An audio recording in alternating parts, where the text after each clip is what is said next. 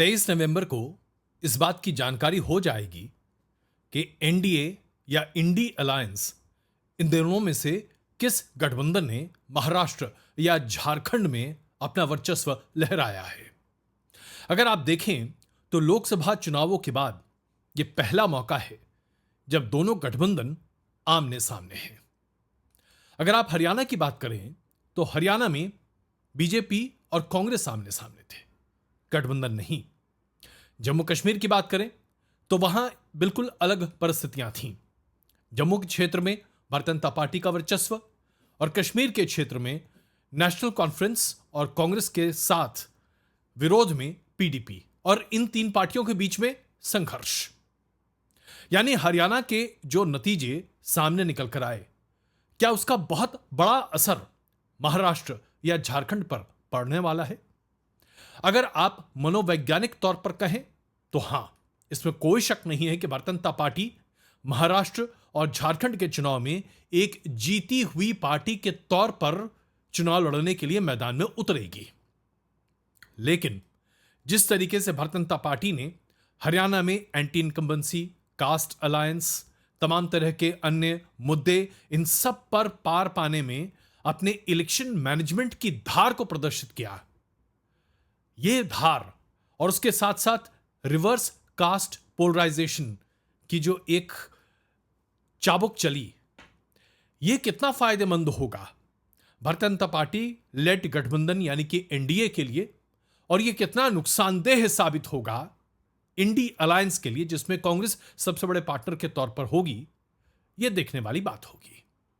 लेकिन यहां पर एक बात मैं स्पष्ट कर सकता हूं, आज जब हम चर्चा कर रहे हैं, जब चुनाव की घोषणा हुई है, ऐसे में अगर सेंटिमेंट के तौर पर कहें तो अभी इंडी अलायंस झारखंड और महाराष्ट्र दोनों राज्यों में सेंटिमेंट में प्लस है।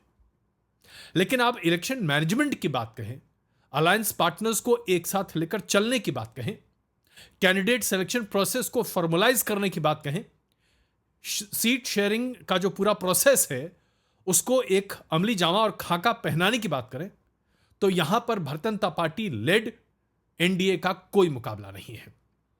यानी मैं ये कह सकता हूं कि इलेक्शन स्ट्रैटेजी के तौर पर अमित शाह और भारतीय जनता पार्टी की इलेक्शन मैनेजमेंट की रणनीति और इंडी अलायंस के पास लोगों की संवेदनाएं यानी कि सेंटिमेंट्स, यही अभी मौजूदा आसार होते हुए दिखाई दे रहे हैं। लेकिन मैं मानता हूं कि हरियाणा के चुनाव से बिल्कुल अलग और भिन्न परिस्थितियां महाराष्ट्र और झारखंड में हैं। आप कहेंगे क्यों? तो सबसे पहले झारखंड की बात करते हैं साहब।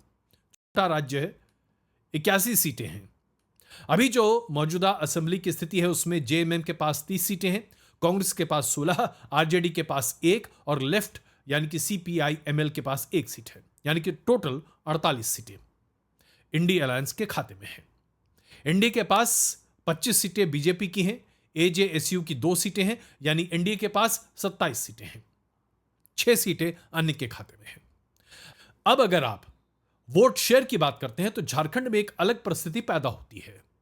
भारतीय जनता पार्टी ने 2019 के विधानसभा के चुनाव में खुद अपने दम पर तकरीबन 33.5% मतदाताओं का समर्थन हासिल किया था।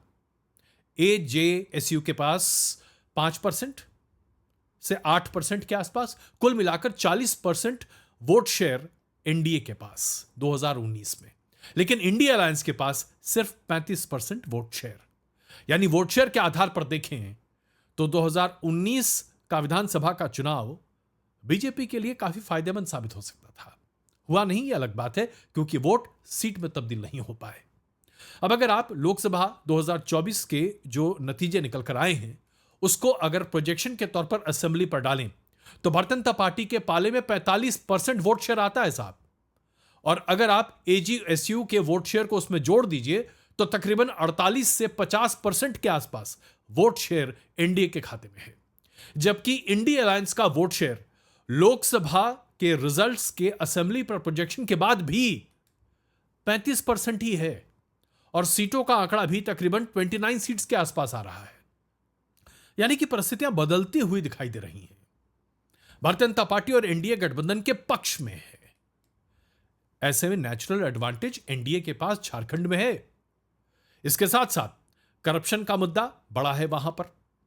उसके बाद इंडी अलायंस के अंदर जो कॉन्ट्रडिक्शन है सीटों के बंटवारे को लेकर, यह अपने आप में एक बड़ा मौका है, जहां कांग्रेस अभी तक ये मान रही थी हरियाणा की हार से पहले कि उसके पास ज्यादा सीटें होने चाहिए चुनाव लड़ने के लिए। उप मुख्यमंत्री का पद भी मांगने की तैयारी हो रही थी। कुल मिलाकर देखा जाए तो वहां एंटी इनकम्बेंसी का भी असर दिखाई दे रहा है।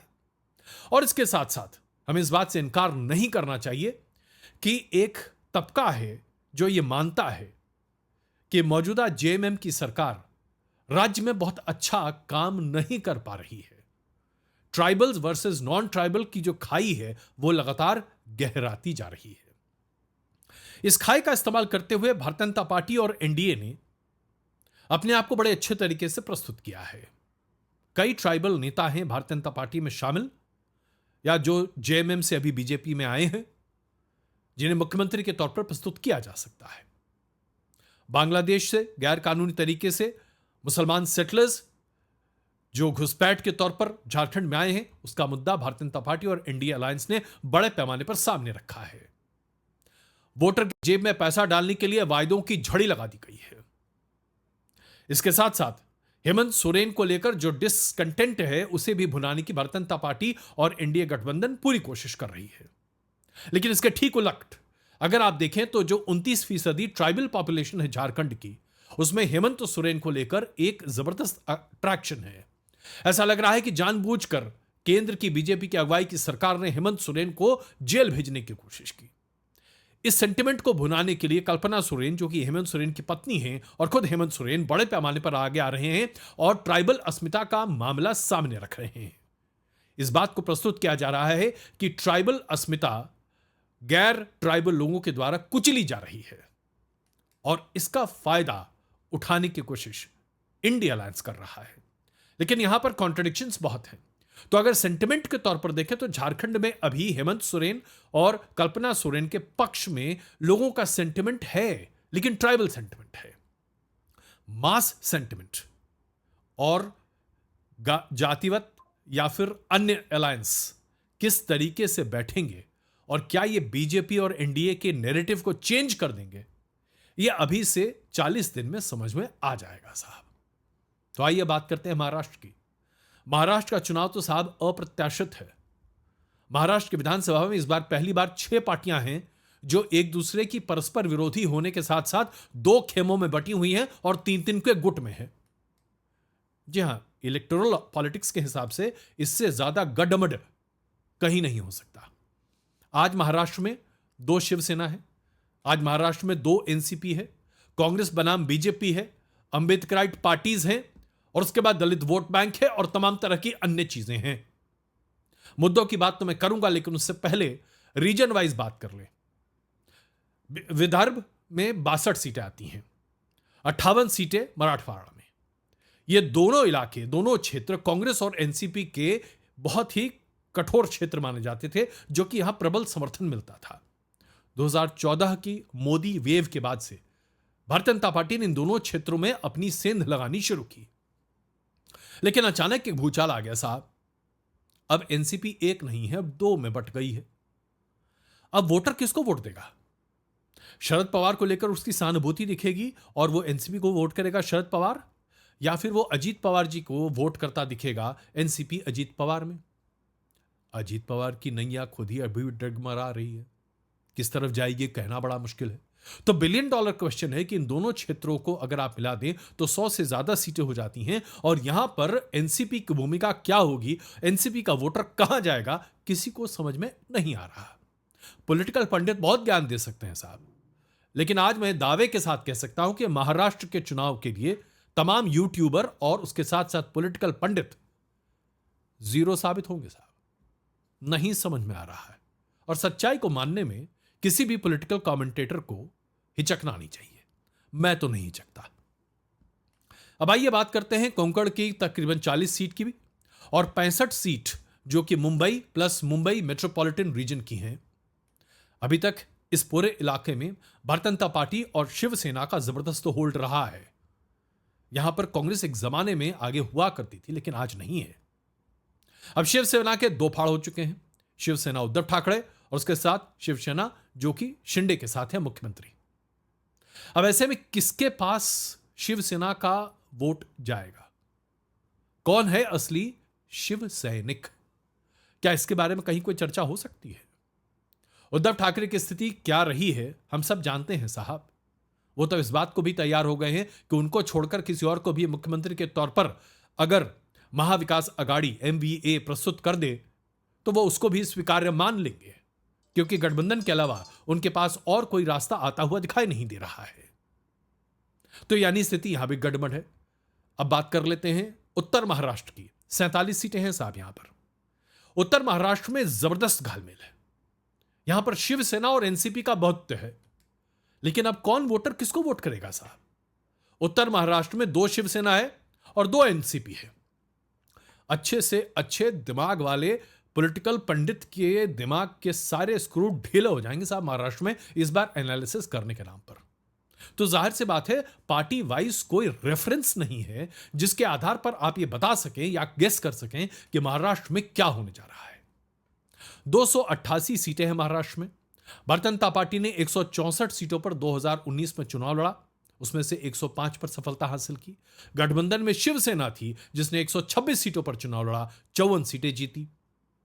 शिवसेना ने उसके बाद एनडीए अलायंस से नाता तोड़ लिया और महाविकास अघाड़ी बन गया।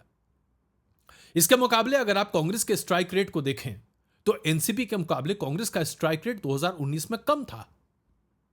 एनसीपी ने 121 सीटों पर चुनाव लड़ा था, उस समय एक एनसीपी थी और एनसीपी ने वहां 54 सीटें हासिल की थी।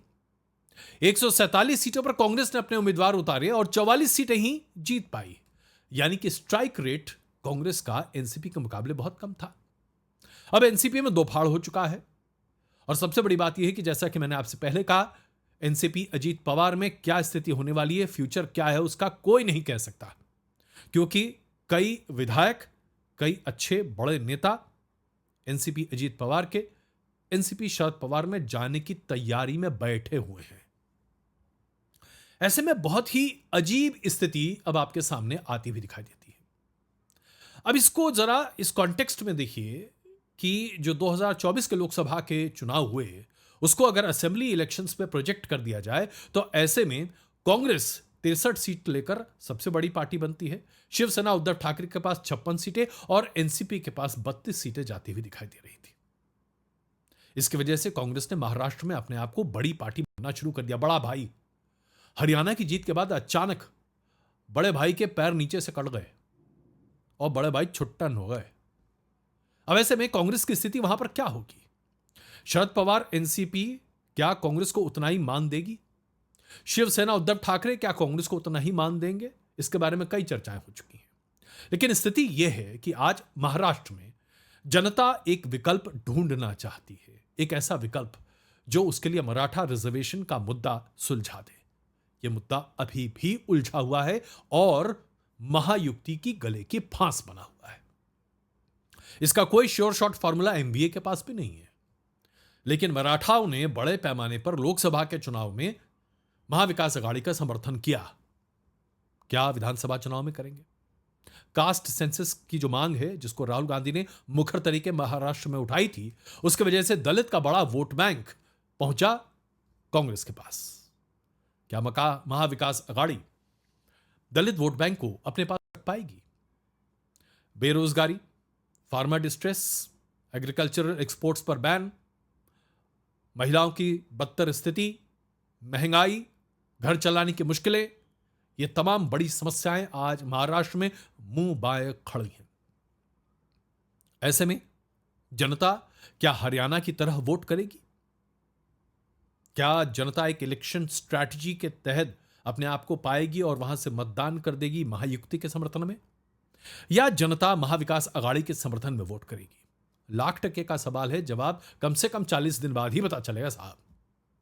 लेकिन इसमें कोई शक नहीं कि महायुक्ति के पास योजनाओं की एक लंबी लिस्ट है, जैसे कि लड़की बहन योजना जो कि अभी लॉन्च हुई है और उसकी पहली किश्त पहुंचा भी दी गई है लोगों तक। ऐसी कई योजनाएं हैं, लाभकारी योजनाएं जिसकी घोषणाएं की जा चुकी हैं। चुनाव के ठीक पहले मुख्यमंत्री शिंदे ने इन घोषणाओं को अमली जामा पहनाने की पूरी कोशिश की है। ऐसे में आज अगर आप मुझसे पूछें कि क्या स्थिति है, कौन जीतेगा, भाई कहना बहुत मुश्किल है। चुनाव ऐसे भी कोई नहीं कह सकता। जब एग्जिट पोल बेकार साबित हो रहे हैं साहब, तो तमाम ओपिनियन मेकर्स के एग्जिट पोल का क्या मतलब। लेकिन हां, प्रोबेबिलिटीज की बात कर सकते हैं। आज जो प्रोबेबिलिटी है, जैसा मैंने आपके सामने प्रस्तुत किया, मैंने शुरुआत में कहा, एडवांटेज बीजेपी तब है जब आप election mechanism, election machinery, candidate selection और उसके साथ साथ इलेक्शन मैनेजमेंट की बात करते हैं। एडवांटेज इंडी अलायंस तब है जब आप सेंटिमेंट की बात करते हैं। लेकिन क्या इंडी अलायंस सेंटिमेंट इनकैश करने के लिए पूरी तरीके से केपेबल है? यह बहुत बड़ा सवाल है, क्योंकि इसका बड़ा फेलियर हम हरियाणा में देख चुके हैं। हरियाणा का फेलियर अगर महाराष्ट्र और झारखंड में भी दोहराया गया, तो फिर जाहिर सी बात है, मानना पड़ेगा कि भारतीय जनता पार्टी और एनडीए के मुकाबले इंडी अलायंस एक अवसरवादी अलायंस के अलावा कुछ नहीं है। लेकिन अगर सीट एडजस्टमेंट, कैंडिडेट सिलेक्शन और उसके साथ साथ मास सेंटिमेंट को इनकैश करने में एमवीए महाराष्ट्र में और इंडी अलायंस झारखंड में काबिल हुआ, सफल हुआ, तो एक बदली हुई तस्वीर आपको दिखाई दे सकती है। इसके आसार कितने हैं? मैं अभी इसको 50-50 भी नहीं कहूंगा। मैं ये कहूंगा it is advantage BJP. 55% BJP, 45% India alliance. अभी तो यही है साहब, क्योंकि इलेक्शन मैनेजमेंट की जो रणनीति और जमीन पर काम करने का जुझारूपन एनडीए खास करके बीजेपी में है, वो महाविकास अघाड़ी या फिर इंडिया अलायंस में शायद ही देखने को मिले। तो अभी एडवांटेज एनडीए दिख रहा है। ये एडवांटेज इंडिया अलायंस बनेगा या नहीं, ये धीरे धीरे वक्त दर वक्त मैं आपको बताता रहूं।